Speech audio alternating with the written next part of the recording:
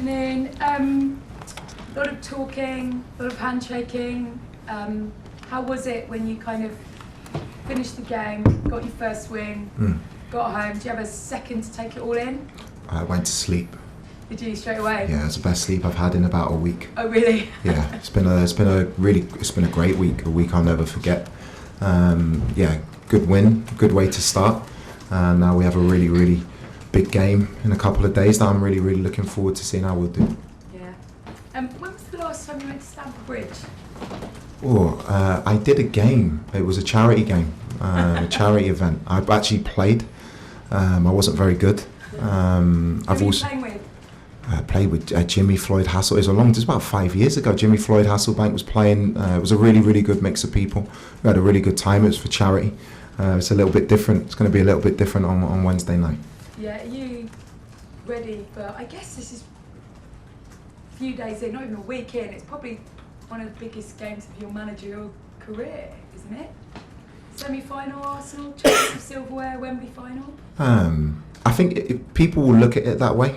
People will look at it that way. I don't see it that way. I think every session that I take, every meeting that I take, every game that we play is the most important thing. Yeah, I live in the now, so it is the most important game because it's the next one. And I mean that. If you start to prioritise games or think something's more important than the other, then you're not focused. I don't care if it's a pre-season game, I'm doing it at my maximum. And I expect that from whichever group I work with. So for me, that keeps me calm because I'm happy with the process in which we work as a staff and which the players are taking on. I'm not making it any bigger than the fact it's the next game and we have to win. And that's the way I see it. A lot of people last week when you got announced pointed to the fact that you didn't have that Premier League coaching experience, even though you'd obviously taken the club elsewhere. When you look at Arteta, a few people pointed out he didn't have much. Well, he didn't have any, did he? He worked under Pep, and he's done all right. So when you're looking at sort of career progression, is he somebody maybe that you look at, somebody took a chance on him and said, we believe the time is right for you to take control over one of the biggest clubs? I don't know, do everyone starts somewhere. It doesn't matter what. Everyone starts at one of the biggest clubs and you two I haven't quite started. No, but your first job in the Premier League. Yeah. No, I think Mikel is someone who's done an incredible job. He's had time to build the way he wants his team to look. They're very well organised. They're very good in terms of their organisation in every aspect of the game. And he's done a very good job there. Like I said, everyone has to start somewhere. I'm really looking forward to the game. It's just one of those things that everybody has a different background. Everyone has a different way of getting to somewhere. And you respect everybody in the industry because it's a difficult industry to be in. Especially as a coach, you're judged on every word, every action, every game. And if you can't deal with that pressure, then you shouldn't be in the job. And I guess when you look at what he has done, and you talked a lot about culture, didn't you, and getting that right and that energy, and that was what he's done. He's slowly built. Yes, he's had a few, hairy moments where he didn't think he'd carry on, but he's been given the time to be able to assemble that over 6 years. That's the sort of project, I guess, you'd like to emulate here? Yeah, I'd love to be here for 6 years and longer. I'll be here as long as possible, but I'm aware in order for that to happen, I need to win. It's as simple as that. I understand every club has a different project. This word project comes out a lot now in football, but the idea in any project is that every game you play, you're trying to win it.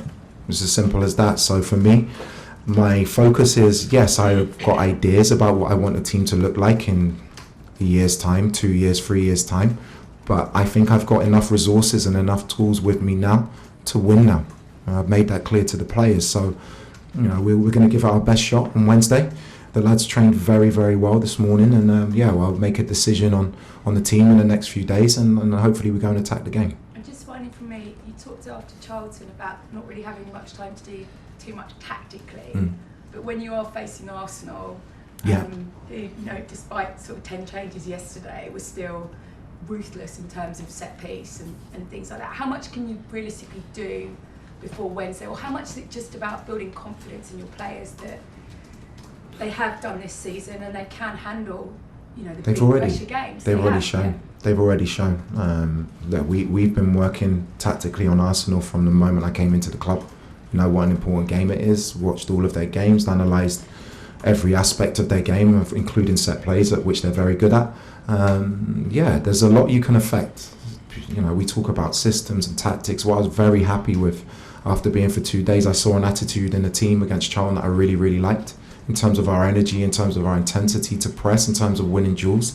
And you're going to need that against a very, very good team on Wednesday night. Thanks, Gail. Nizar? Hi Liam, I just wanted to ask you a bit about the team news and stuff. Yeah. How did you come out of the Charlton game, and you mentioned at the end of that you had a few players who couldn't be in the squad. How are they, and with Moy as well, how are you going to adapt to Moy's absence? Yeah, obviously Moy suspended. It was marvellous in the last game. We've had no injury problems coming out from Charlton, which is a really, really good thing. I'll make a decision on Cole, Reece and Mallow tomorrow. I'm giving them some extra time. And doing the press conference 2 days before is not ideal. Sorry about that, but I've got time to make a decision. I haven't made a decision on the team, and we'll make that decision tomorrow or the morning of Wednesday. And we shouldn't have any broader concerns about the fitness of those players. Are they just being managed? They're being managed. And it was a good time for them to rest in the FA Cup game. And I believe in this group. There's no reason to take risks on players' health if you believe that you can win the game.